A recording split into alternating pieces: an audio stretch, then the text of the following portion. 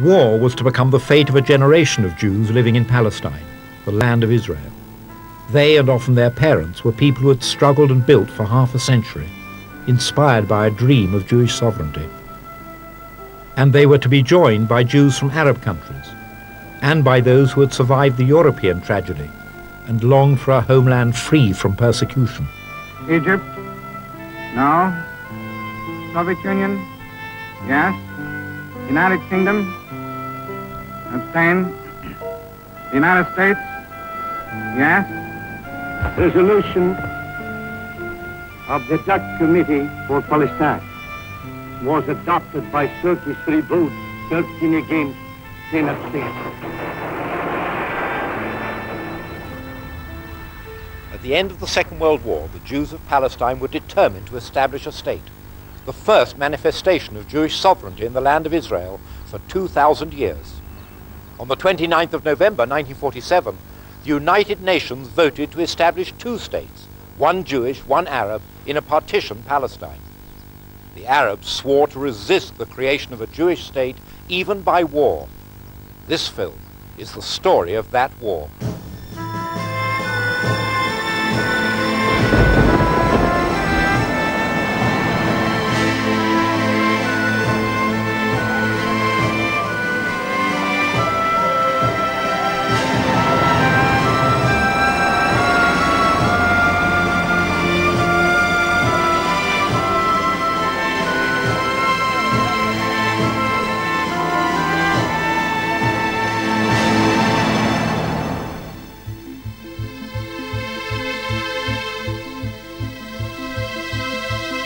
This is the land of Israel, also called Palestine since the Roman conquest 2,000 years earlier. It was some 300 miles long and 40 miles wide, a land that had been fought over for centuries. It would now be fought over once again.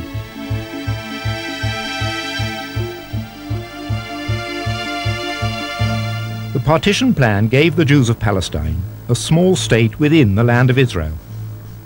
Areas of predominantly Arab population were to become part of the Arab state, including most of the Galilee. Predominantly Jewish areas would remain Jewish. The Negev was given to the Jews. Jerusalem at the map's center was to be internationalized.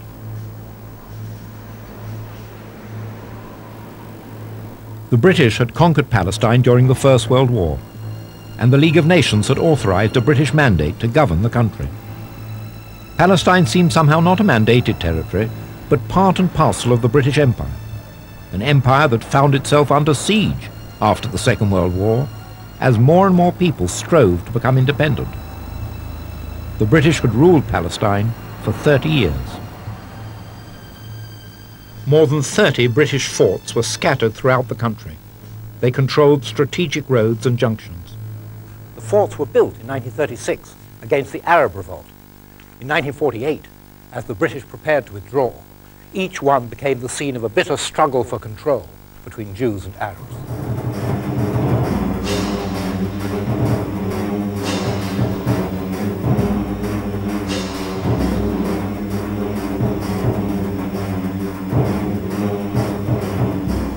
This fort at Gesher was located near the railway crossing of the River Jordan that connected Palestine to Transjordan and Syria. At the center of the country, at Latrun, this was the police fort, which dominated the entrance to the gorge leading up to Jerusalem from the coastal plain. The Jewish population of Palestine was only 600,000 when the War of Independence began. Yet from that small community, there emerged a group of leaders of rare quality. They were a generation that had hoped to be farmers and builders of the land, but were made leaders by a tumultuous series of events. David Ben-Gurion was the leader of the Jewish community and became the first Prime Minister of Israel. Yigal Allon was a military commander of excellence and daring, a native-born Israeli.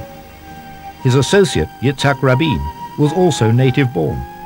Yigal Yadin was a brilliant strategist who became Army Chief of Staff and later a world-renowned archaeologist. Moshe Dayan also made his mark in Israel's War of Independence. He was both a warrior and later a statesman. Menachem Begin was the leader of the Irgun. committed not to partition, but to Jewish sovereignty in the entire land. The Jews of Israel were divided into a number of armies or military groupings. All of them had been underground armies during the Mandate, conducting training far from the eyes of the British police. The Haganah was the strongest of the pre-state armies. It reported to the head of the Jewish agency, David Ben-Gurion. As the war started, the Haganah had 32,000 part-time soldiers registered and about 13,000 weapons, mostly rifles. The Haganah had scarcely enough ammunition for 3 days fighting.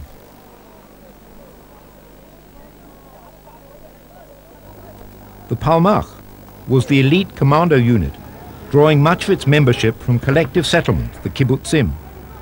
It was also part of the Haganah, but had a semi-independent command. On the eve of war, the Palmach had 3,000 fighters in its ranks.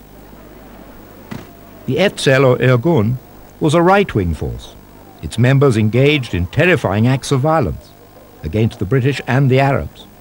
The Irgun had some 2,000 fighters within its ranks.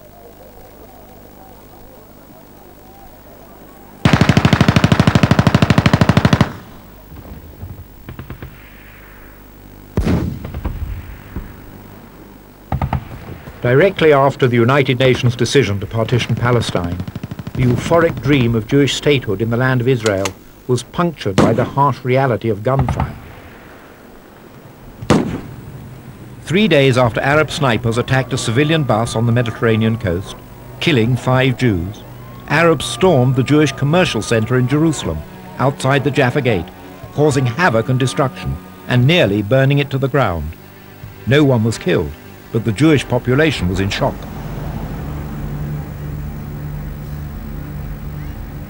In Jerusalem and elsewhere, Arab and Jewish communities were already in a state bordering on war. British patrols sought to secure peace and order within the country. Meanwhile, the British formulated secret plans for their departure from the country.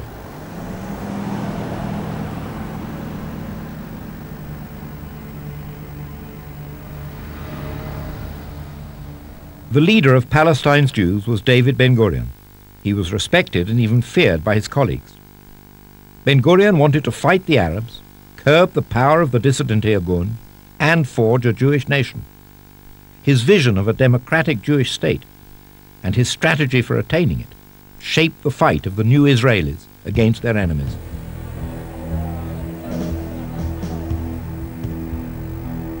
Some of Ben-Gurion's decisions, judged by conventional military standards, were unusual. He was determined to hold Jerusalem, the historic religious symbol of Jewish statehood and nationhood, and to hold it against all military advice.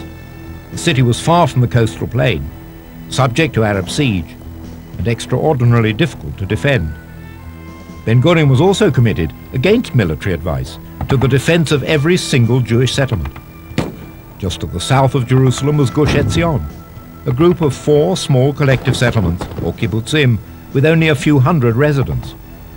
Gush Etzion was located outside the borders of the Jewish state in the United Nations partition plan. In early January, a Palmach officer, Uzi Narkis, became the Gush Etzion commander. Immediately, when I look at that block, I understood the block was doomed. There was no opportunity, no chance for those 4 little kibbutzim, tiny kibbutzim, already besieged, to survive. Convoys to Gush Etzion from Jerusalem had to pass through a number of Arab villages and Arab-controlled roads. Within a few days of Narkis's having arrived, Arabs from surrounding villages attacked the settlement. On January the 14th, in the morning, I think that never in my life I saw so many Arabs in that valley here, which is called the Valley of the Blessing. And all of them, so many, thousands, were moving slowly, mainly towards Kfar Etzion, Narkis got a message by radio from a nearby kibbutz that the Arabs had stopped to eat breakfast before their assault. That pause provided the opportunity. Narkis authorized an attack. So the Palmach platoon caught them in the middle of eating, stormed them, attacked them, and all of them withdrew, killed or injured or whatever. And that was really the break of the attack. The Jewish troops were left with little weaponry and almost no ammunition. Narkis requested help from the Palmach Command Center at Kibbutz Ma'aleh HaHamisha. A special mission was authorized. On January the 15th, 35 men, including many students from the Hebrew University, set off on foot through the Judean hills at night to bring reinforcements to the defenders of the Etzion block. They had no radio. An Arab whom they met apparently misdirected them and then mobilized the Arab villagers against them. All 35 were killed.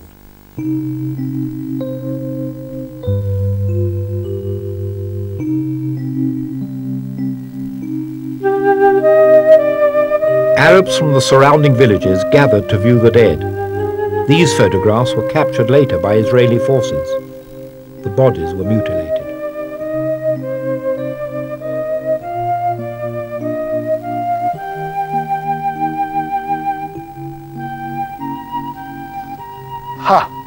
That was really very, very tough, because the Arabs, Palestinians at that time, they said, you kill your enemy, okay.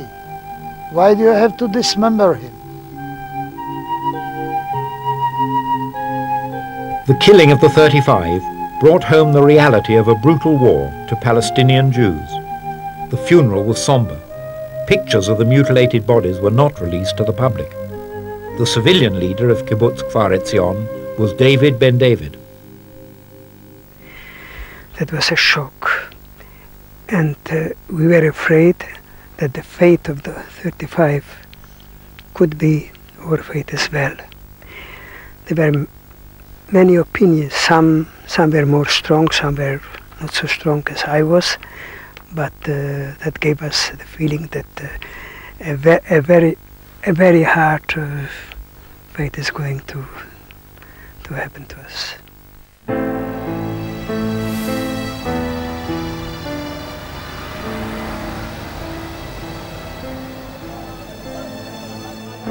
This is the youth village of Ben Shemen, located near the Arab city of Lod and outside the Jewish state according to the United Nations partition plan.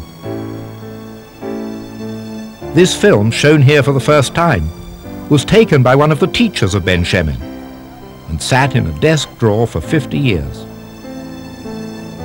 The youngsters were mainly survivors of the Holocaust. British soldiers, together with Haganah guards, accompanied the youngsters. They travelled to Kfar Vitkin, a village in Jewish-held territory on the Mediterranean coast, where they hoped they would find safety. To the north of the country, the battle was also developing. The northern cities were mixed, including both Jews and Arabs. Haifa, on the seashore, was the country's main port and still under British control. The British were using their power to stifle Jewish immigration. Though most of the Galilee was populated with Arab villages, Israeli kibbutzim were scattered throughout the area.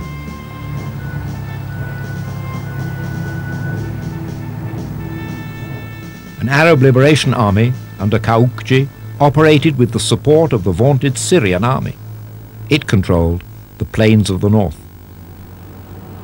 On the 16th of February, Kaukji's forces attacked in the Jordan Valley at Tirat Tzvi, a religious kibbutz.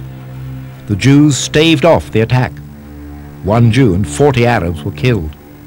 To save face, the Arabs claimed a great victory with 300 Jewish dead. In Jerusalem, the battle was also developing. On the 22nd of February, there was a major explosion on Ben Yehuda Street. 47 Jews were killed, 130 were wounded. The Jews were furious. They suspected the involvement of deserters from the British Army, helping the Arabs plant the bombs. On the 11th of March, there was yet another explosion, this one at the Jewish Agency building in the centre of Jerusalem, effectively the seat of Jewish government. A car filled with explosives was left at the entrance by a previously trusted Arab employee of the United States Consulate. The explosion killed 12 Jews. The Arab villages surrounding Jerusalem created a stranglehold on the city, cutting it off from the coast. The Arabs would harass and attack convoys, causing casualties and death. The Palmach's crack Harel Brigade was given the job of holding the road to Jerusalem. Among those with the brigade was a 17-year-old nurse, Tzipi Neria. On that hill, that one with the beautiful fir tree, the Arabs waited there, and they'd informed the Arab villages around here that we were coming. There was the village Beit Mahsur, Saris, and other Arab villages. They'd wait over there, inform all the other villages, and then they'd be waiting for us on the road. They'd come down to the road itself, firing at our tires. Simply, it became face-to-face battle. They got that close to our convoys. Each convoy was a desperate venture. A number were stopped. There was looting and killing. Many Jewish lives were lost. Some convoys got through. As the battles continued, the myths and legends grew. One young poet wrote at the time, "The convoys broke through to the city. On both sides of the road our dead are piled up. The iron skeleton is as quiet as my friend, Bab el-Wad. Remember our names forever, Bab el-Wad, on the road to the city."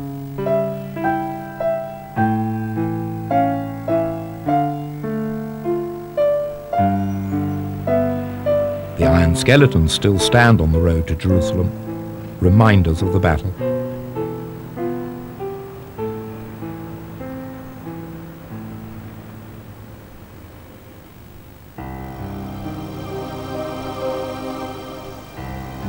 Directly following the Second World War, European Jews had tried desperately to gain entrance to Palestine, but were blocked by British restrictions.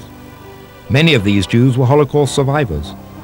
They dreamed not just of refuge in the land of Israel, but of a secure life in a Jewish state. British surveillance of the Palestine coast was constant, though the British managed to keep many Jews out.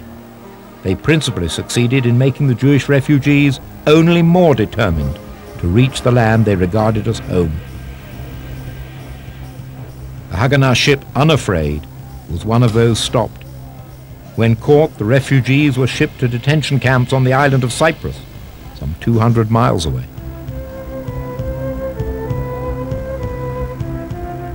Some European Jews, however, had already sneaked through the barrier of British surveillance. Among them was one of the few who knew how to shoot a machine gun, a Holocaust survivor who had been a partisan fighter in the forests of Poland, and then afterwards had trained others at the Bergen-Belsen displaced persons camp. His name, Menachem Ullmann. I took a choice to come here, to create a country, to marry, to bring up children for everyone who was killed in the Holocaust in Europe. This fighting here was like to be in Warsaw in the ghetto. No chance to go out, but we have to fight. April 1948. It became known as the Cruel Month. It was both cruel and crucial, a month that would determine the direction of the war. Inside Jerusalem, there was fighting to control individual neighborhoods. There were Jewish victories, but also losses. The Arab siege on Jerusalem tightened. Jewish Jerusalemites had barely enough to eat or drink. Each drop of water was precious. It was estimated that only 2 weeks' food supply stood between Jerusalem and starvation.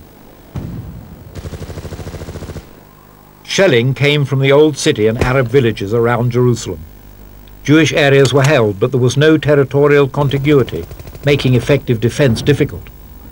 The Jewish quarter of the old city populated mostly by religious Jews, was reinforced by Haganah and Palmach fighters.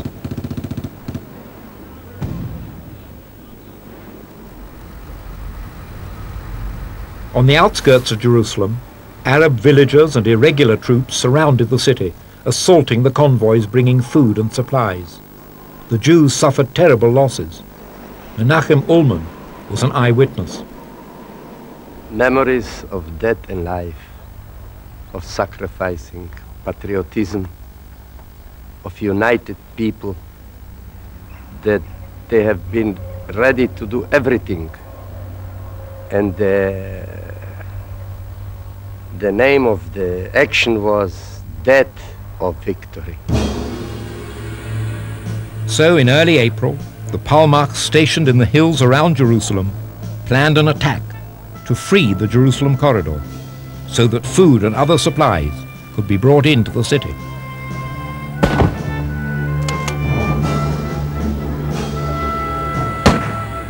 This footage shows Arab troops preparing for battle on one of the hills around Jerusalem. The cameraman was with the Arab troops as they attacked. The Arabs are practicing the capture of a Jewish settlement just outside the city. Each village around Jerusalem was crucial to the control of the city.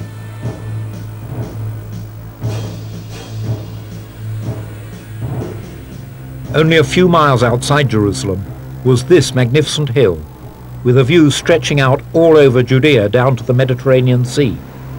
It was called the Castell, or Castle, and the remains stand where there had once been a Roman and later a Crusader fort. Arab control of this hill at Castell cut off Jewish Jerusalem from the coast. On April the 3rd, Jewish forces captured the hill, but after a continuous 6-day battle, they were driven off. Their last order became a watchword. All privates will retreat. All commanders will cover their withdrawal. On the evening of the 8th of April, the Jews still held the hill, though thousands of Arab irregulars were approaching ever closer. One of the platoon commanders on the Castell was Menachem Ullman. The one who sit on the castle control all the area. And the commander was, the Palestinian commander was Abdul Qadir Husseini. And he sent everybody who could, thousands of them. In the last attack, we let them come in until the fence, because we have been short of bullets. They have reported before they came to the fence that they already inside. But then we pushed them back. Then later, after half an hour, a jeep with United Nations came. He wanted to see our commander. Then he said, "You don't know at whom you killed. Abdul Qadir Husseini is dead here on the road."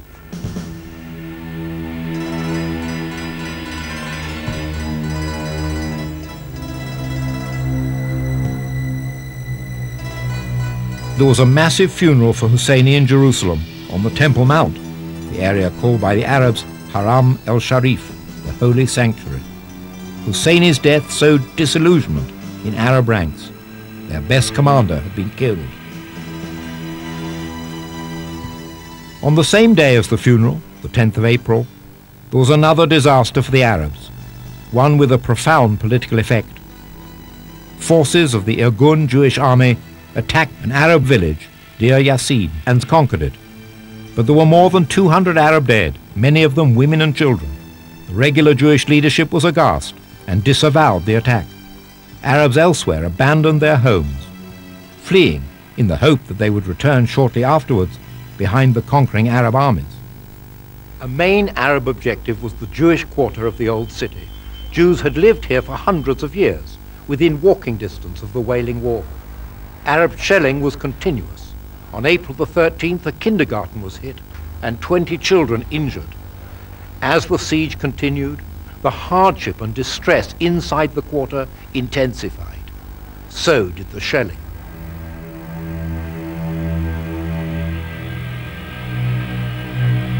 The Hadassah Hospital on Mount Scopus, adjoining the Mount of Olives and situated next to the Hebrew University, was connected to the rest of Jewish Jerusalem by a narrow road through an Arab quarter. Hadassah was Jerusalem's main Jewish hospital.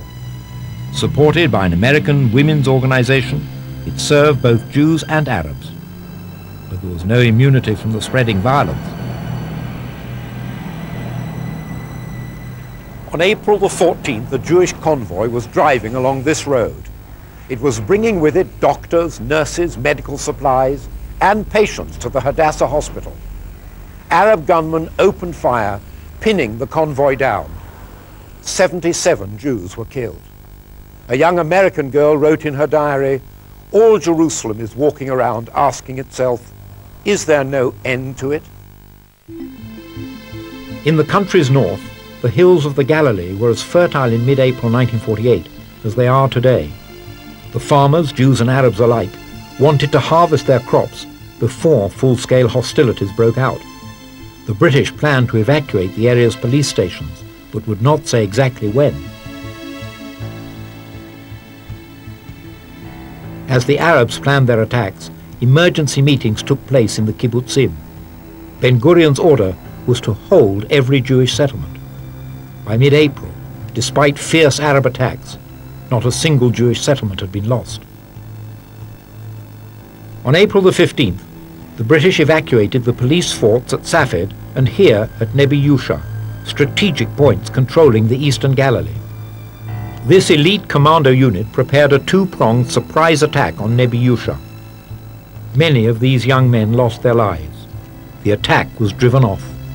The Palmach was defeated for the first time, a failure that shocked Jewish morale. Yair Parad was one of the fighters.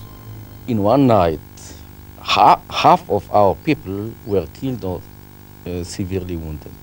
22 people, mostly from one group living in one kibbutz, coming from the same youth movement. Elsewhere, there were startling successes. On the 18th of April, the British evacuated the police fort in Tiberias. After Arab attacks, Jewish forces took the initiative and cut the city in two. The Arab civilians fled, leaving the city under Jewish control. A few days later, with the British secretly laying plans for their final departure from Haifa, the Haganah determined to seize the city and thus open up its port to Jewish immigration. In the battle for Haifa, the Jewish and Arab forces were evenly matched, about 600 fighting men on each side. At sunset on April the 20th, the Haganah launched a pincer attack on the Arab quarter from the port below and the upper town above. The Haganah appealed to the Arab population to stay in Haifa, but most Arab civilians fled, leaving the city to the Jews.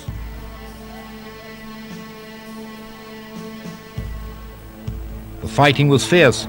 The Jewish forces were stunningly successful.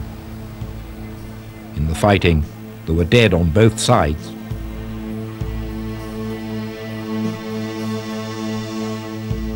The battle ended on April the 22nd with a Jewish victory. As the Arab leaders left Haifa, they told the Jews, "We do not recognize you, and we shall return when you are no longer here."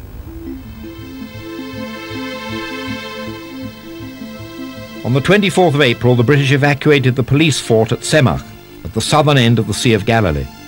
The Jews succeeded in taking it over. Just a few days later, a few miles to the south, the police fort near Kibbutz Gesher became the scene of battle. As the British evacuated, Jews from Kibbutz Gesher seized the police fort. Gesher means bridge, and 3 bridges crossed the River Jordan at this spot, one of them dating from Roman times. The Haifa-Damascus Railroad crossed the Turkish bridge.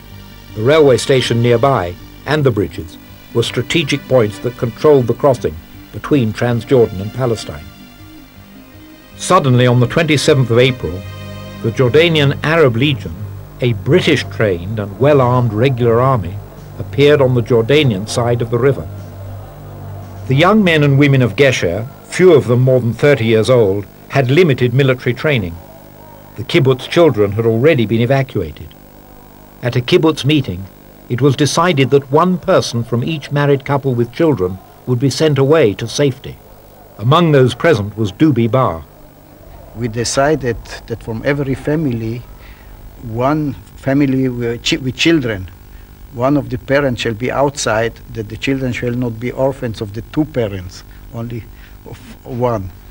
And we decided that mostly the mother is going out, living here, and but in some cases the mother was more important for the defense of the place than the father, and the decision was that he who is more important for the defense of this place shall remain here. Facing determined Jewish resistance, the Arab Legion halted and turned. The Arab Legion forces from Gesher were transferred to the Jerusalem front. Skirmishes throughout the city were already determining the outlines of Jerusalem's neighborhoods. The Jews, desperately short of food and ammunition, decided nonetheless to go on to the attack, to link up the Jewish neighborhoods. On the 29th of April, Jewish forces attacked in the Katamon section. The key to the battle was the Greek Orthodox monastery of San Simon, held by Iraqi army troops. The Jews secured the position, making the monastery a Jewish command post.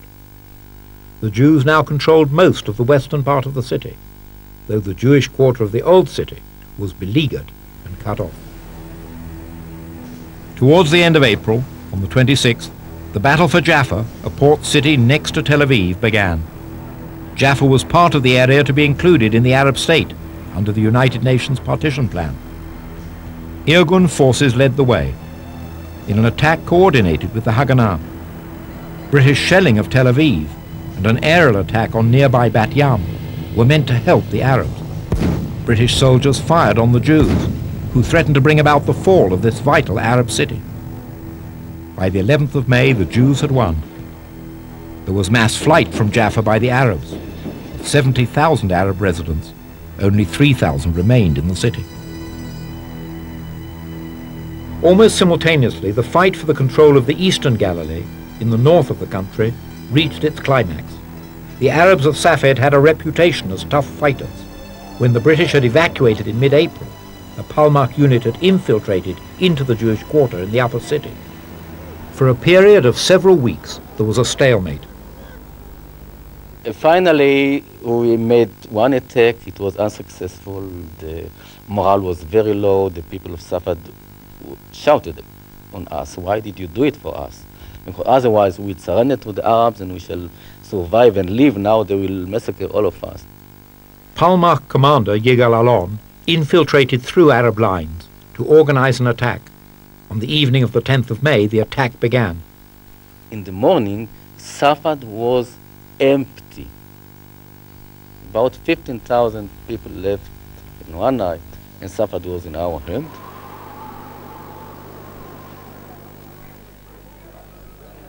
In Tel Aviv, the Jewish leadership was ever more determined to declare a state. They feared an invasion from regular Arab armies. One possibility for stopping the onslaught was to persuade the king of Transjordan, Abdullah, to remove himself from the coalition of Arab armies. Ben-Gurion designated Golda Meir as a secret emissary. She proceeded secretly at night with a small team through Arab-controlled territory. Last-minute efforts were made to avert war. On May the 10th, Golda Meir came here to the River Jordan and, disguised as an Arab woman, crossed the bridge to meet King Abdullah at his summer palace at Shuner. The king said there would be no war if the Jews agreed not to declare a state and if they halted all future Jewish immigration. This was unacceptable. Tens of thousands of survivors of the Holocaust were waiting to enter Palestine. If His Majesty wants war, Golda Meir told the king, there will be war. And she added, perhaps we will meet again soon, after the establishment of the state. With the state about to be declared, the Arabs renewed their attacks on the small Jewish kibbutz Kfar Etzion to the south of Jerusalem. The wounded were removed to a neighboring kibbutz. Arab irregulars then entered Kfar Etzion and massacred all who were there. Shortly afterwards, the Transjordanian Arab Legion expelled the irregulars and captured the neighboring Jewish settlements. And the moment when the Jewish state was created, established, the last of us left the Gush Etzion, the Etzion block, and became prisoners of war.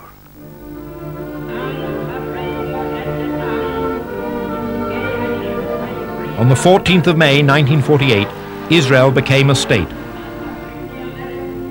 There was now Jewish sovereignty within a part of the land of Israel, after 2,000 years of dispersion. There was happiness on the streets of Tel Aviv and Jerusalem.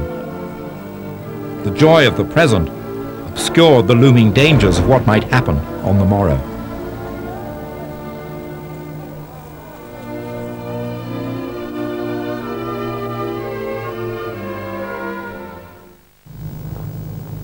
On May the 15th, Egyptian Spitfires attacked Tel Aviv.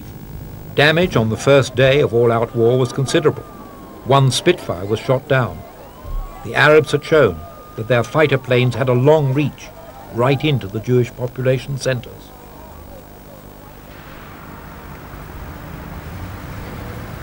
Military opinion was fairly unanimous that the state could not survive. Field Marshal Montgomery, who had commanded the victorious Allied armies in North Africa and Northern Europe, gave us his opinion that the state of Israel would be defeated within 2 weeks.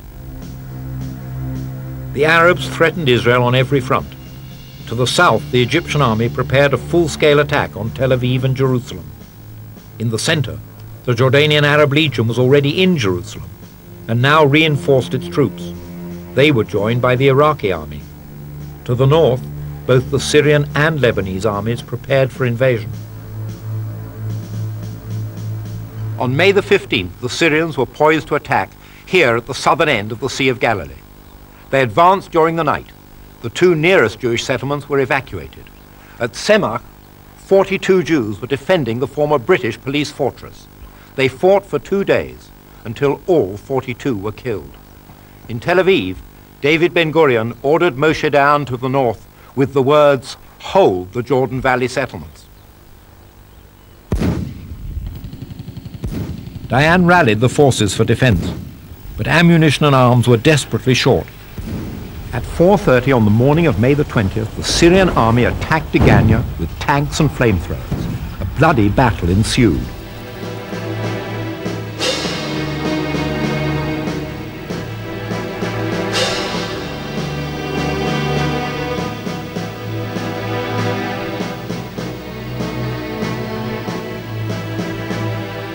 The Syrians were on the verge of victory when, at about noon, 2 Israeli artillery pieces, which had only recently landed at Tel Aviv port, arrived and opened fire.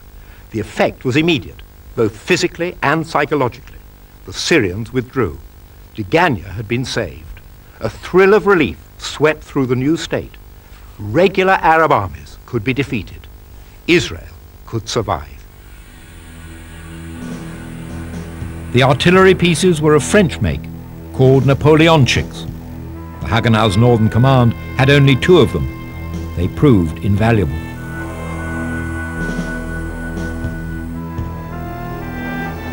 To the south of Degania, the kibbutzniks of Kibbutz Gesher were reinforced by the Haganah.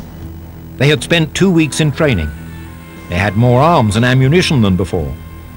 But, as if to confirm their worst fears, an Iraqi army force suddenly appeared on the Jordanian side of the river, where the Jordanian Arab Legion had been camped only 2 weeks earlier.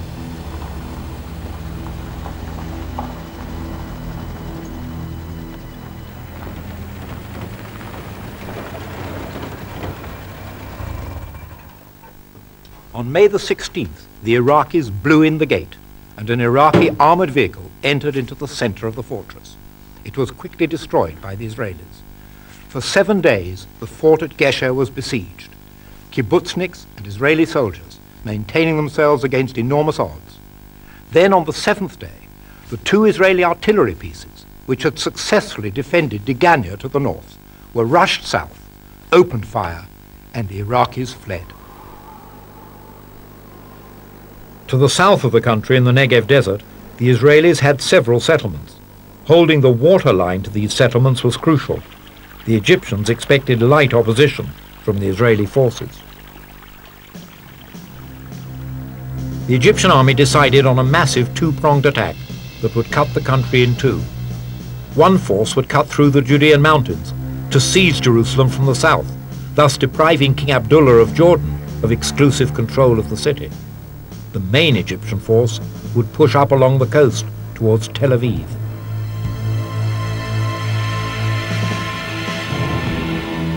This mock-up of a battlefield commemorates the 100 men and women who held out heroically against the attacking Egyptian forces for 5 days.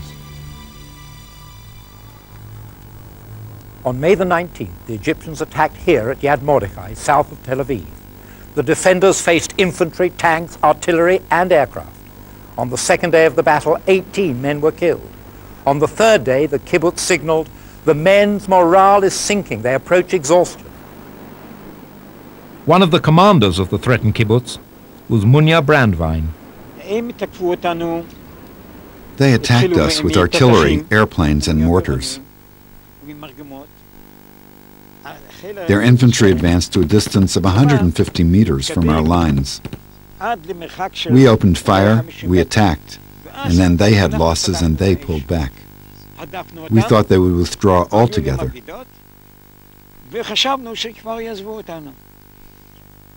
In those first 2 days of battle, we had 18 men killed. Reinforcements arrived, but after 5 days of intense fighting, the kibbutz had to be abandoned. Those 5 days provided an essential breathing space, whereby arms and reinforcements could be sent north for the defense of Tel Aviv.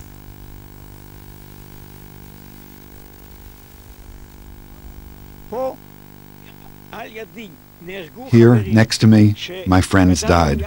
People I'd grown up with, people I'd known since I was a youth. Here, my friend's baby and my baby lived in the very same room. It was a spiritual problem. How could we personally stand up to what was happening and still endure? I said to myself, keep calm, stay under control. You have to take action against the invader.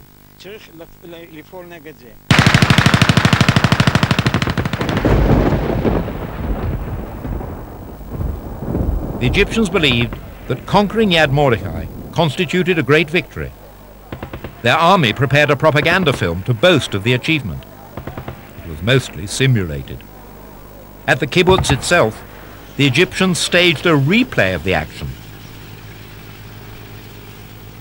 The only really true scenes of the battle at Yad Mordechai were these, filmed in the kibbutz cowshed. The Egyptian filmmakers showed how many cows their forces had killed. The Egyptian flag flew over kibbutz Yad Mordechai. In Jerusalem there were continual skirmishes. Ben-Gurion was determined to hold the city, but Jerusalem was still cut off from the coast, and food was scarce. When a convoy did get through with precious food and ammunition, it was a joyous event.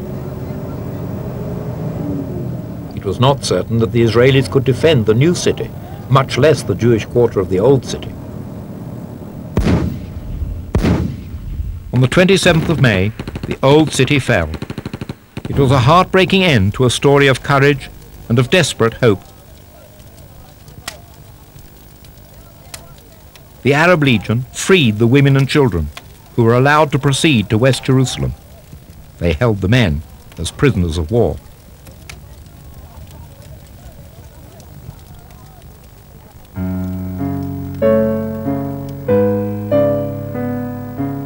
One of the Jewish fighters was Esther Kalingold, a religious girl originally from Britain. She was hit by a Jordanian shell on the last day of battle. When the Jewish quarter surrendered, Jordanian soldiers brought her, wounded but still alive, to the nearby Armenian monastery. Though on her deathbed, she refused the offer of a cigarette. It was the Sabbath, and smoking was forbidden. She had written to her parents just a few days earlier, "I am writing to beg you that whatever may have happened to me, you will make the effort to take it in the spirit that I want. For I myself have no regrets. We have had a bitter fight. I have tasted hell.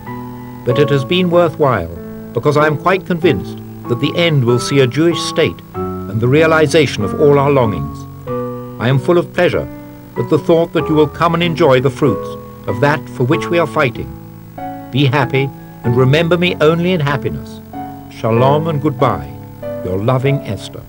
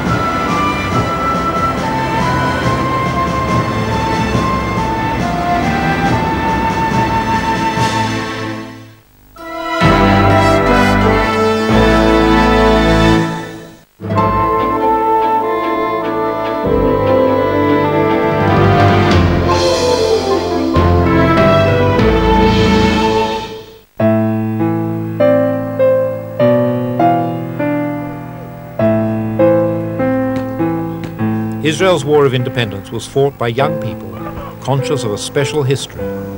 They fought for political independence, but also they felt for the very life and future of the Jewish people. The first months of war saw them stand their ground against an enemy determined to destroy them.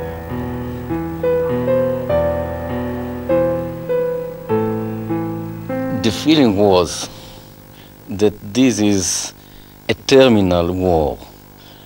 We fight not for a certain victory, not a victory in a certain battle, but the battle is for our physical survival of each one of us as a nation, of us as a group, and of our country, and of all our history.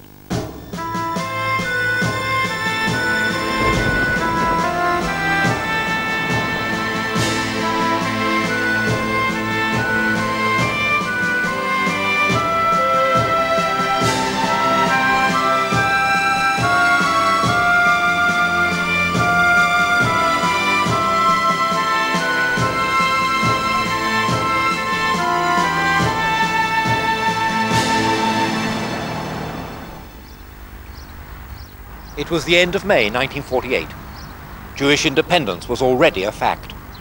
In the words of the English girl, Esther Kalingold, whether others interfere or help us in our difficulties, we know we shall get over them. The confidence was great, but fighting was taking place all over the country. During several weeks of harsh fighting, the new Israel had defended itself against 5 invading Arab armies and had gained stunning victories. Much of the Galilee was in Israeli hands, from Tiberias in the east to Haifa in the west. In the south of the country, the Egyptian advance had been halted well short of Tel Aviv, although Egyptian forces straddled the northern Negev and had the potential for offensive action. In the center, the Arab Legion held most of what is known as the West Bank. King Abdullah hoped to annex that area to Transjordan. The western part of the city of Jerusalem remained Jewish but was under siege.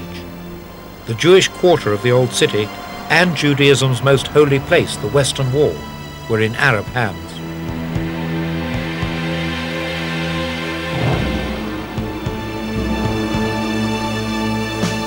The last big obstacle to holding the western part of Jerusalem was this police fort at Latrun. It controlled the entrance to the gorge up to the city. Unless the road to Jerusalem were opened up once and for all, Jewish Jerusalem would be vulnerable. Ben-Gurion decided to apply all available resources and pay whatever the price to capture Latrun. Menachem Ullman was a platoon commander in the battle. We loved Ben-Gurion, but sometimes he took on himself things that he was not very professional. And he gave the order to take the people from the ship, the one who went from the concentration camp after the Holocaust, and to attack Latrun from the side of Tel Aviv. The people have not seen Tel Aviv, and a lot of them, they died here, right straight here.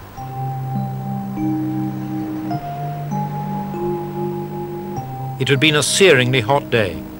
The attacking force lacked ammunition, and many did not even have water bottles.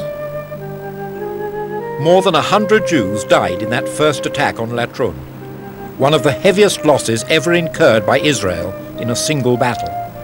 Many of those who died were Holocaust survivors, with no remaining family to mourn them. As the siege of Jerusalem intensified, a second attack on Latrun seemed imperative. It was launched on the 30th of May. The orders were to drive the Arab Legion from the police fort.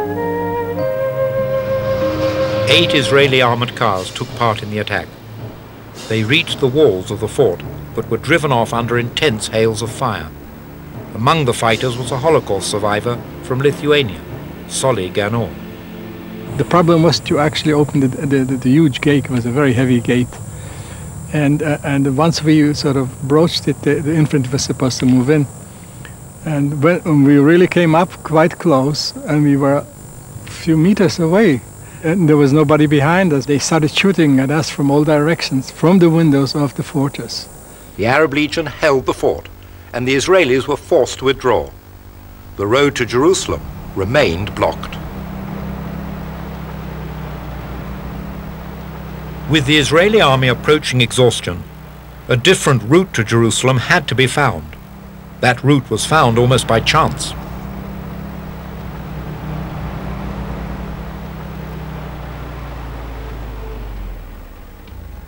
The failure to take Latrun meant that there was no road link to Jerusalem.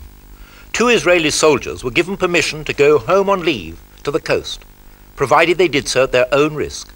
It was they who discovered this track. On June the 1st, it was used by a platoon of Israeli soldiers, followed by a single jeep. The track ran in the no man's land between the 2 armies, parallel to the road. As porters and mules rushed supplies along it to Jerusalem, construction began on a road that could take trucks. The building of the Burma Road, named after a Second World War supply route from India to China, ended the siege of Jerusalem. Nothing could now stop the supplies coming into Jerusalem.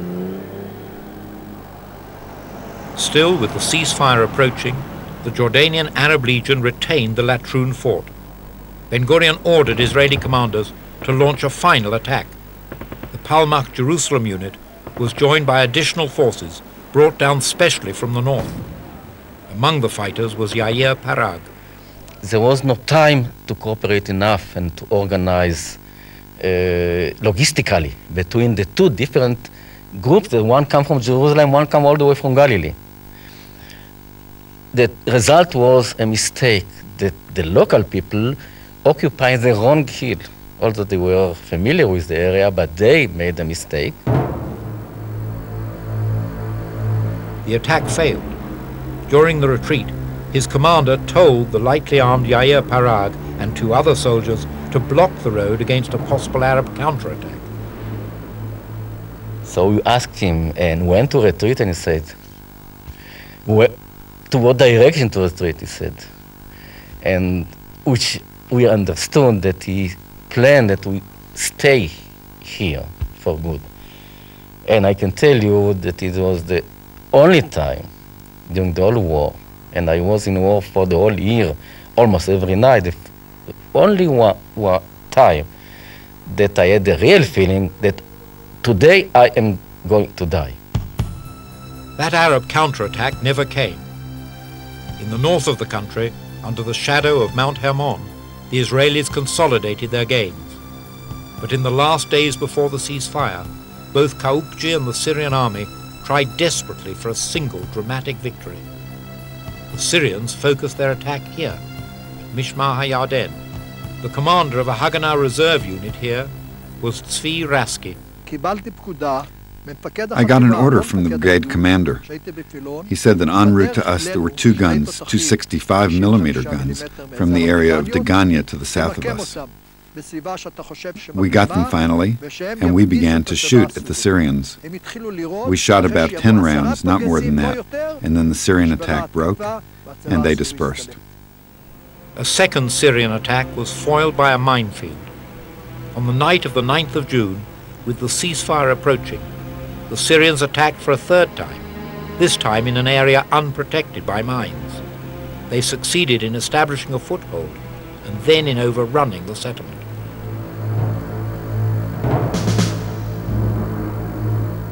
A ceasefire was agreed on the 10th of June. Both sides were exhausted. Here at Latrun, the ceasefire was supervised by United Nations officers. The bodies of the dead had lain in the sweltering heat for days and were beginning to decompose. Now, after the fierce battles, there was an exchange of the dead. In almost 4 weeks of continual combat against regular armies, Israel had lost 1,100 soldiers and civilians, a serious loss for a young country. But there was also a sense of exhilaration. It no longer seemed likely or even possible that the Arabs could destroy the state of Israel or wipe it from the map of the Middle East. In the last few days before the ceasefire, I wanted very much to be wounded. To survive and to reach the ceasefire, then I shall be alive after the war. But when the ceasefire came, We were very much disappointed because we had a feeling that we did not finish our business.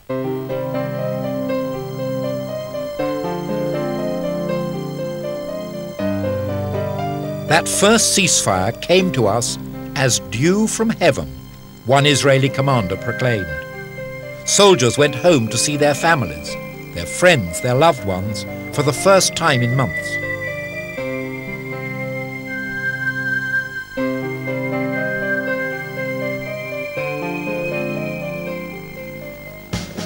The first truce gave Israel a much-needed breathing space. Using its procurement agents overseas, Israel brought in arms and ammunition, thereby securing a slender but real advantage over its Arab enemies. The Israeli army, once a paltry force, had now grown to 49,000 men and women. Training intensified. A determined effort was made to get the planes that could form a real air force to counter Arab attacks. Some of the planes came from the United States, others from Europe, particularly from Czechoslovakia. Many of the young pilots were World War II veterans from the Allied armies, from America and Britain. The planes were the nucleus of the Israel Air Force. They were swiftly integrated into the order of battle to provide critical support to Israeli ground units. Among the ships carrying arms to Israel was the Altalena. Its hold contained enough arms to supply several battalions. The Altalena had been procured and supplied by the dissident Irgun movement. It was feared by Ben Gurion as a separate private army. Irgun leader Menachem Begin and Ben Gurion, after bitter negotiations, failed to reach agreement on where the arms should go or who should get them. Meanwhile, the Altalena approached closer to Israel's shore. It was summer. There was a ceasefire, and the Tel Aviv beaches seemingly provided welcome relief from the trauma of war.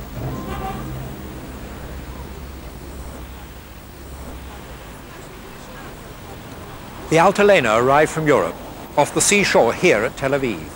On board were many Irgun supporters and arms destined for the Irgun forces. Ben Gurion was determined that there should be no independent private armies in the new state, and insisted that the Irgun give up both the ship and its arms. When the Irgun refused, he gave the orders to open fire.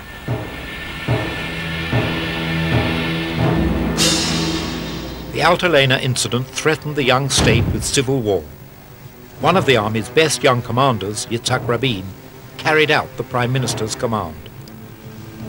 Jews killed Jews, and valuable arms were lost overboard in the Mediterranean Sea. At the end of the day, Ben Gurion won, uniting the army into a single undisputed command, though he had risked splitting the nation.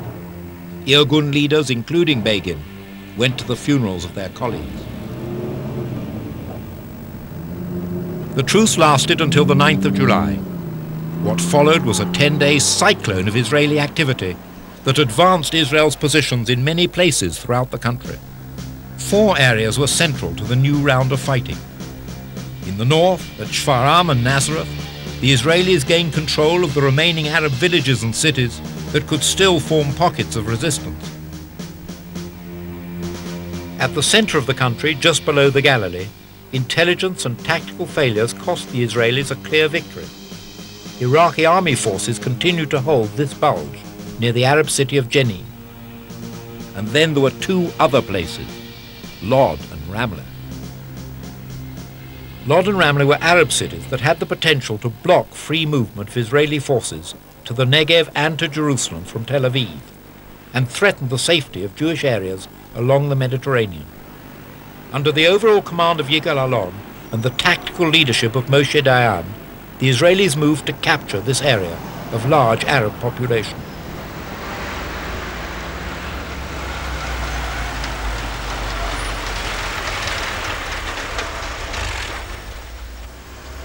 The Arab towns of Lod and Ramleh were being used by the Arab armies as a base from which to attack the coastal plain.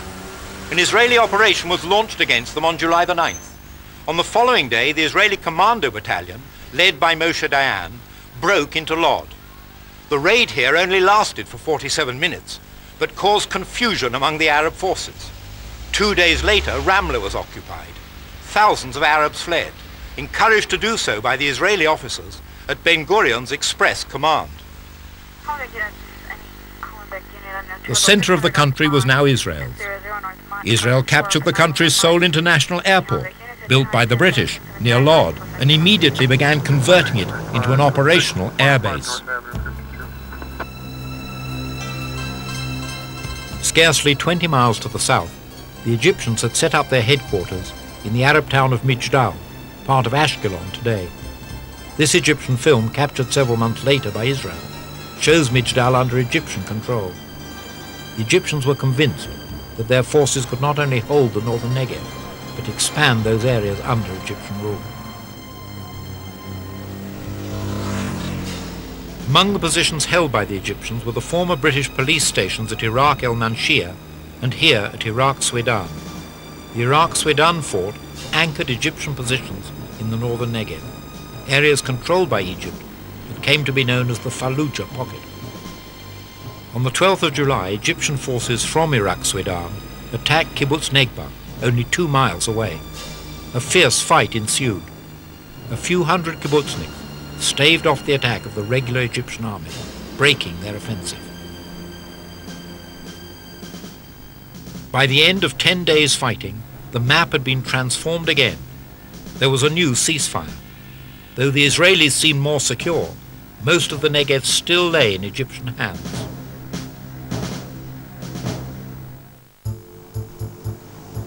The United Nations now pressed for a political solution that would stabilize the situation.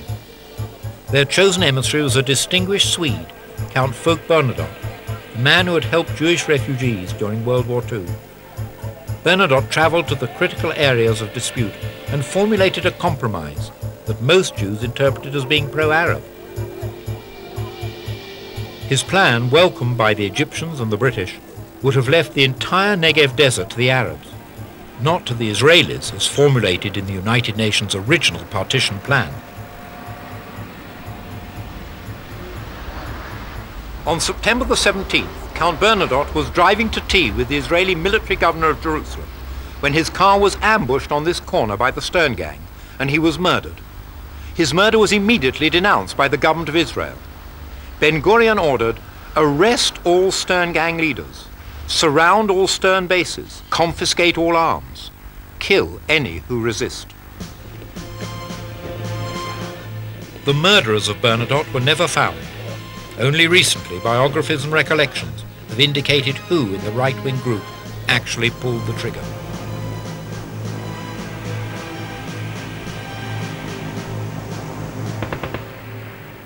The war resumed on the 15th of October.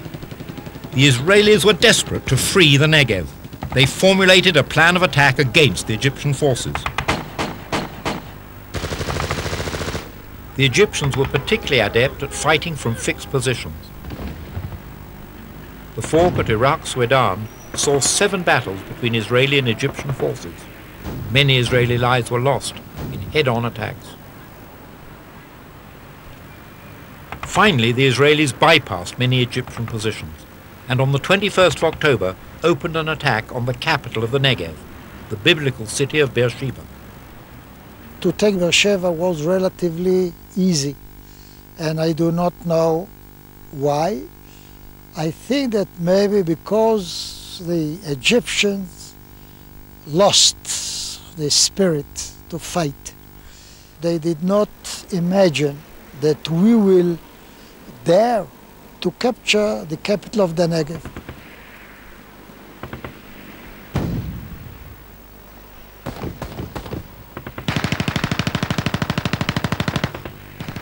After an exchange of fire, Egyptians inside the Beersheba police fort surrendered. The nearby mosque was also captured. At 9:15 in the morning of the 22nd of October, Israeli Brigade headquarters received the message, "Beersheba is in our hands." At 3 o'clock that afternoon, a new general ceasefire was ordered. The Israelis had taken considerable territory. Kibbutz Yad Mordechai was liberated. The Israeli kibbutzniks, the residents of Yad Mordechai, returned to their homes. It was a somber homecoming. For 5 months the kibbutz had been under Egyptian military control. Much of it was destroyed. The Israelis' first job was properly to rebury the kibbutz members who had fallen. They had then to proceed with the reconstruction of their homes. Meanwhile, in the north of the country, the Israelis launched Operation Hiram, named after the king of Tyre in the Lebanon, who had sent cedars to aid King Solomon in constructing the first temple in Jerusalem in biblical times. The aim of Operation Hiram was to capture all of the Galilee up to the mandatory boundaries of the country. The operation was meant to destroy the remaining forces of Kaukji and his Palestine Liberation Army, and then expel Syrian, Lebanese and Iraqi forces from the country. The operation was brilliantly successful. Kaukji's army was totally defeated. Some 1,500 rifles were captured, and in addition, many machine guns, anti-tank rifles and food. The Arabs of Galilee now chose to stay in their villages. They surrendered. They did not flee, and many welcomed the Israelis. Throughout the areas controlled by the Israeli army, it sought peaceful relationships with the Arab villagers. Army units collected arms and ammunition from Arab villagers.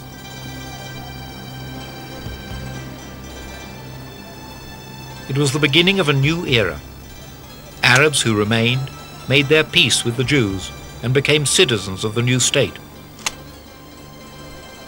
But in the immediate aftermath of the war, Arab villages were placed under Israeli military control.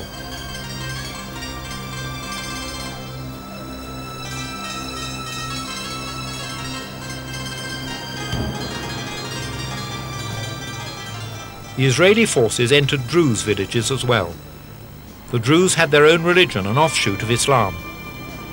Many Druze had already chosen to ally themselves with the Jews, not the Arabs, and had actually served in the Israeli army during the fighting. Now all Druze villages joined in the close alliance between the Jews and Druze. The entire Druze population became citizens of the State of Israel.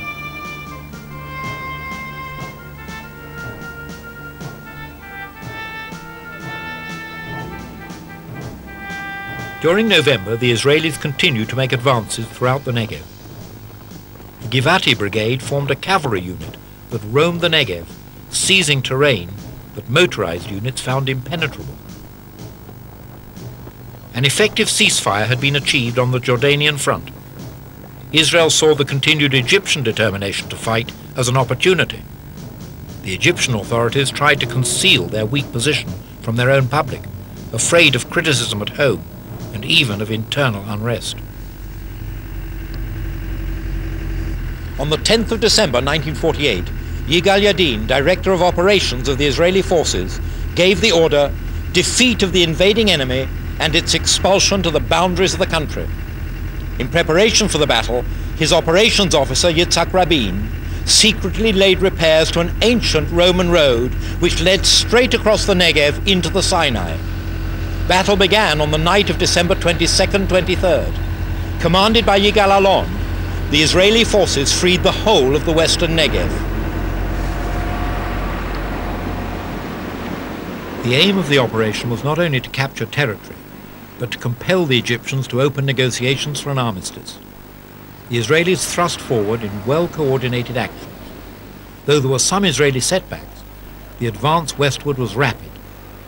Many Egyptian soldiers were taken prisoner. The Egyptian army was still a fighting force, but the large number of prisoners cast doubt on its future effectiveness. We participated very actively and efficiently in an operation called the Horev campaign. Horev is one of the names of Mount Sinai. So the target, the objective of that operation, campaign, was to drive away the Egyptian army from the recognized frontiers of Palestine, namely Oj al-Hafir, today Nitzana.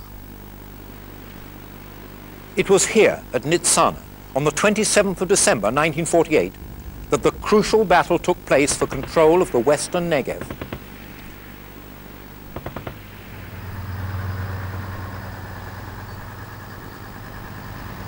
The Egyptian forces were astride the old Turkish railway line, strongly dug in and fortified. After a fierce battle, they were defeated, and many high-ranking Egyptian officers were taken prisoner. Hitherto, the Egyptian army had been fighting on Israeli soil. Now it had to look to the defense of Egypt itself. The Sinai sun had set on many wars. The end of this one was now at hand.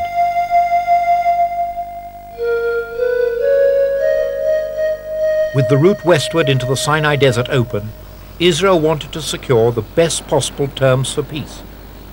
Almost immediately, Yigal Allon ordered the Israeli troops to cross into Sinai. They advanced speedily, threatening to cut off the Egyptian army in Gaza. Egypt was suddenly ready for talks with Israel, though not while Israeli troops remained on Egyptian soil.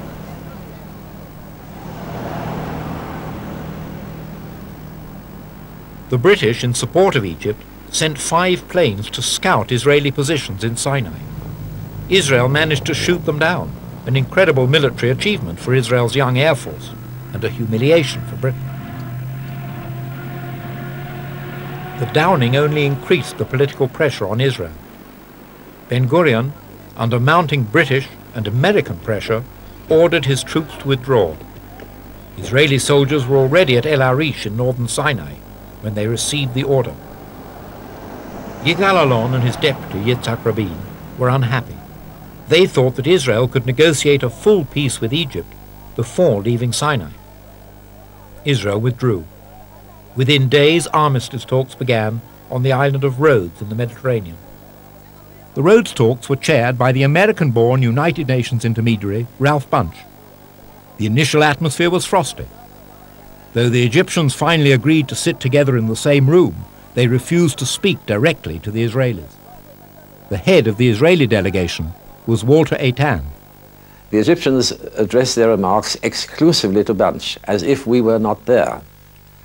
For us, we of course saw the Egyptians were there, and we were interested in including the Egyptians, but this distance was still artificially maintained for a little while, until one member of our delegation, and I can't remember now who it was, but one member of our delegation said something which offended the Egyptians. I think offended them terribly. So they immediately turned on him and said, "You have no right to say anything of the kind." And then all of a sudden they realized that they had spoken directly to the Israeli delegation. After all, they were only human, and when they heard something which annoyed them, they reacted directly. In that way, the ice was broken. As a result of the armistice, signed on the 24th of February, Egyptian troops withdrew from the Fallujah pocket, fully vacating Israeli territory. The Egyptian general Said Taha, nicknamed the Sudanese Tiger, had fought well and was respected by the Israelis. Israel gained the entire northern Negev without further fighting.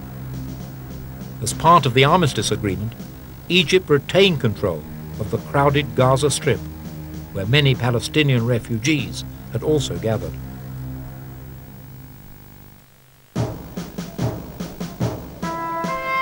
With the Egyptian talks looking successful, there was a hope for peace on all fronts, and the beginning of normal life here in Jerusalem. The Israelis were eager to establish their state and their democracy.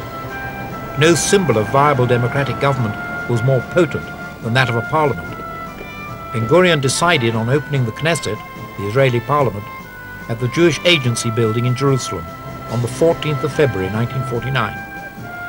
The building was the same one that had been partially blown up by an Arab terrorist a year before.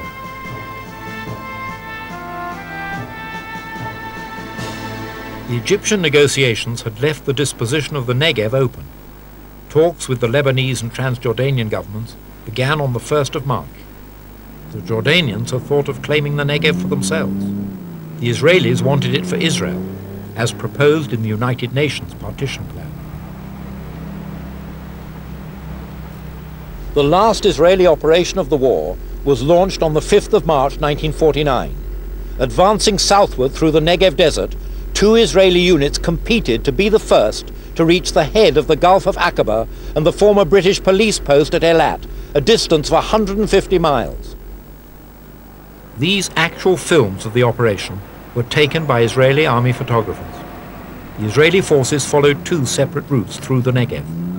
Both brigades were under orders to avoid combat with enemy forces.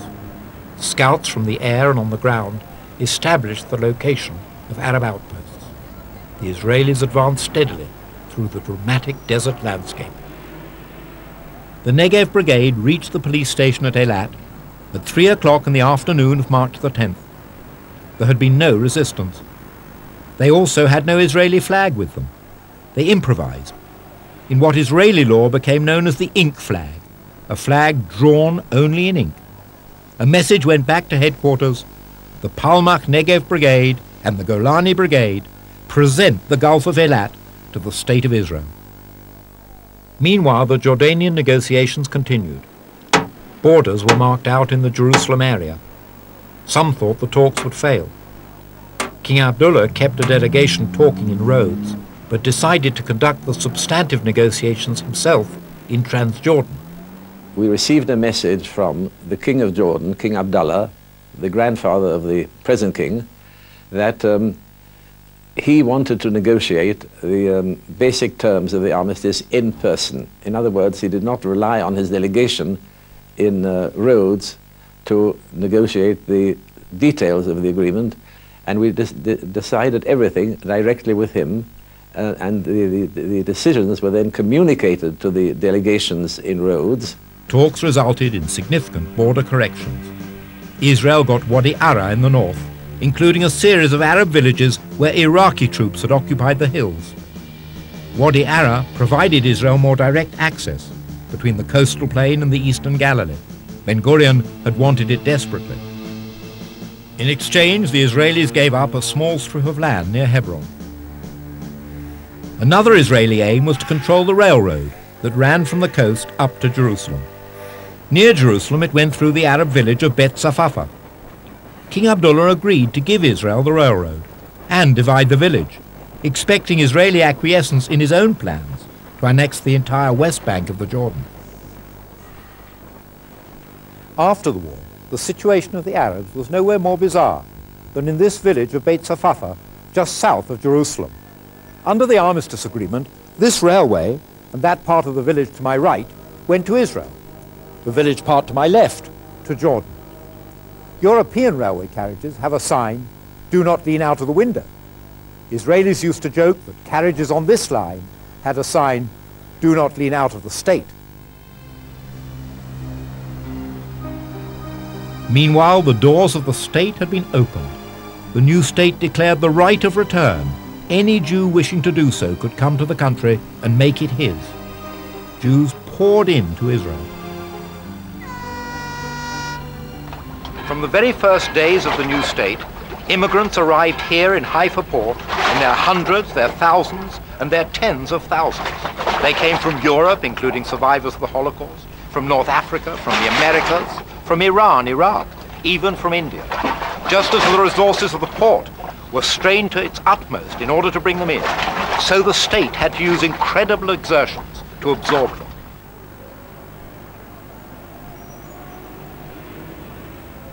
With the war over, the Israelis had to think about demobilizing and then establishing a proper army to defend the state. The weaponry shipped into Israel during the war was enough to form the foundation of a peacetime army.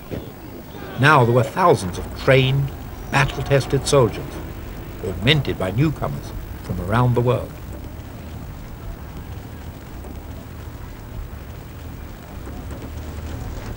The Israel Defense Forces had proved themselves in battle, but the Chief of Staff, Yigal Yadin, realized that a permanent army would be needed to defend the new state. Israel was too poor a nation to afford a large standing army. Yadin went to Switzerland, where he was impressed by the citizens' army there. Israel's citizens' army was based upon compulsory military service and an ever-growing pool of reserves.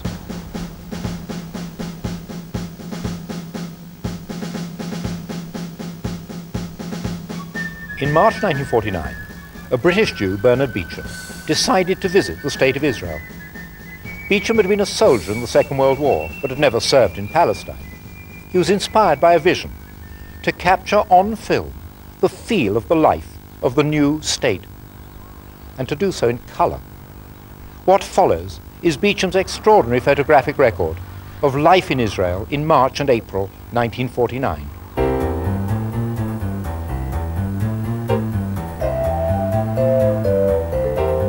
This was Lod Airport.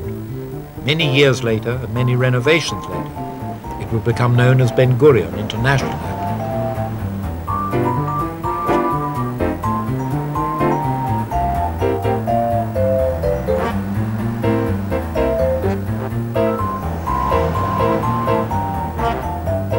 Tel Aviv was a small Mediterranean city. It was the aftermath of war, not too much traffic. Special concerts were offered. Many soldiers still wandered the streets.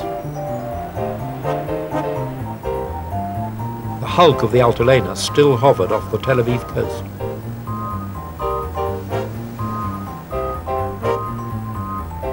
And this is Bernard Beecham, the jaunty photographer of Israel in its very first days, the ex-British soldier.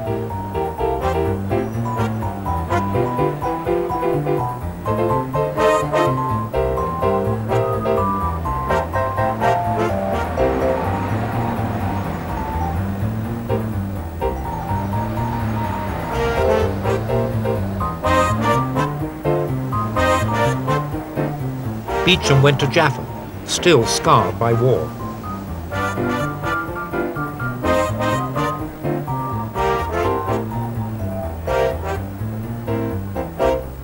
Here, the central bus station of Herzliya, north of Tel Aviv.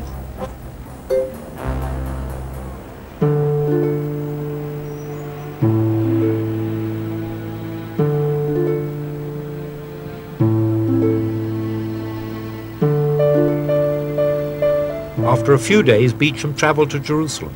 The contrast with Tel Aviv could not have been greater. Jerusalem, high in the hills, is colder than Tel Aviv.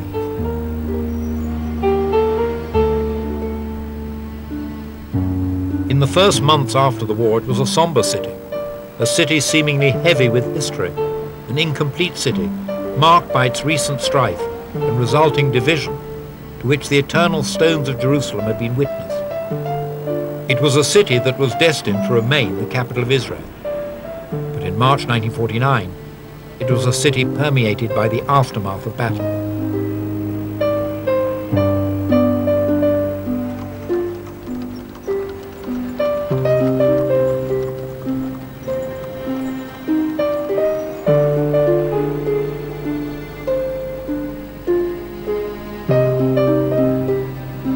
Beecham's cameras reached over the walls of division to document from afar the Transjordanian side of the city, which held many religious holy sites, including the Western Wall, Judaism's holiest site, but which the Jordanians refused to allow Israelis to visit.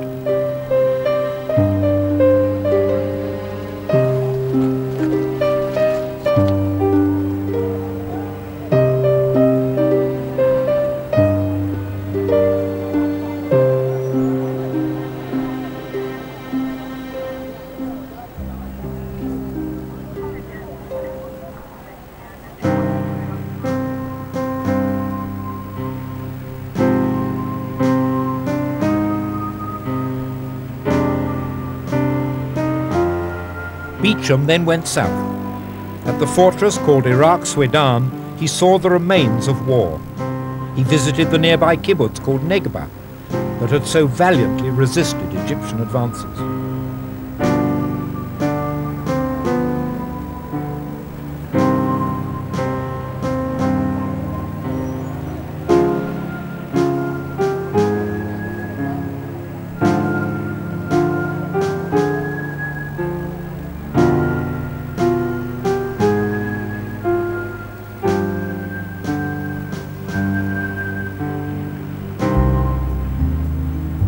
Overseas volunteers working in the kibbutz kitchen posed for Beecham's camera.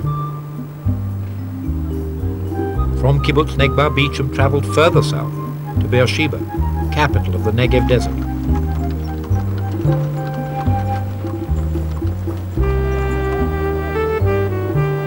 The reminders of war were everywhere. Bedouin soldiers now served in the Israeli army.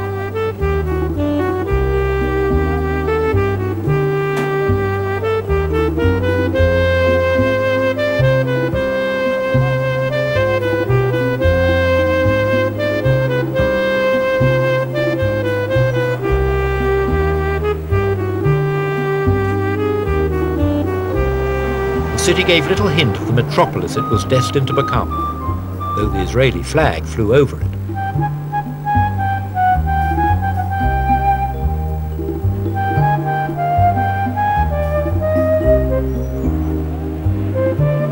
The Bedouins who wandered the Negev desert still came to Beersheba to drink coffee in the town's cafes and to sell their goods.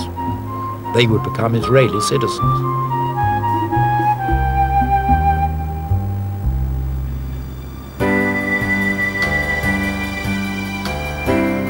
From the Negev desert, Beecham travelled north. One of his stops was at a Jordan Valley kibbutz called Ashdod Yaakov. The kibbutz was a thriving enterprise. Its members could once again be farmers, not soldiers.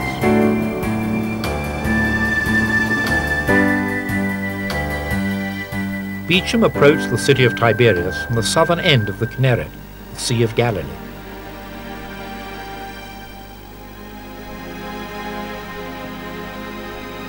Tiberias commands a view of the Sea of Galilee and its sights. The city was still partially in ruins.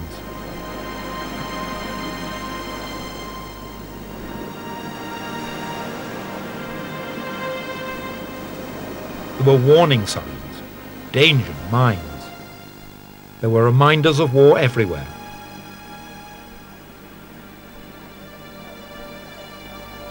But the city seemed to be starting life again.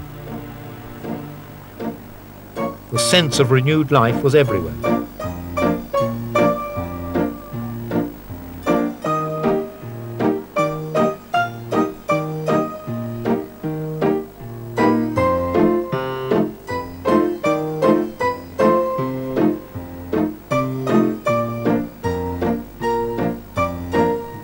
The city and its nearby sites are precious to Christians. This is where Jesus spent his last years.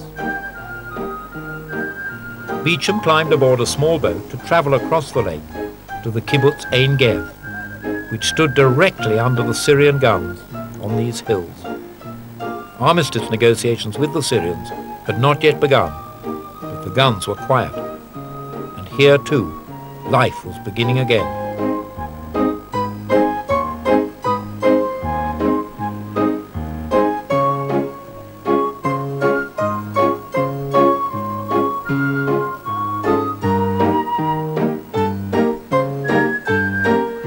Back in Tiberias, Israeli soldiers were out for some well-deserved R&R, rest and recreation.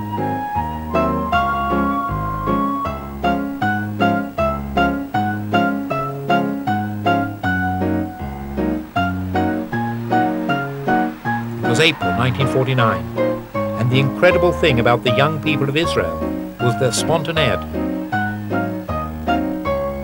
These were among the very first weeks and months of a new life for the people of Israel.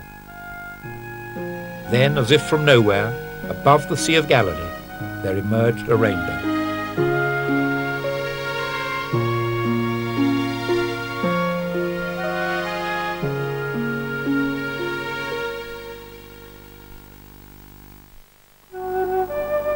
Israel's War of Independence was a war for the establishment of a state, and also for the survival of a people. The fortunes of war determined the ceasefire lines. Armistice negotiations established borders that lasted for 19 years, until Israel was threatened once again. Those who fought in Israel's War of Independence remember it as the most dramatic and important period of their lives, a contribution to their people and its future. The State of Israel was now established. 6,000 Jews had been killed in the War of Independence, 1% of the population. The State of Israel offered a ray of hope that at the end of great suffering there could be rebirth and a new life. A people had returned to the land from which they had sprung.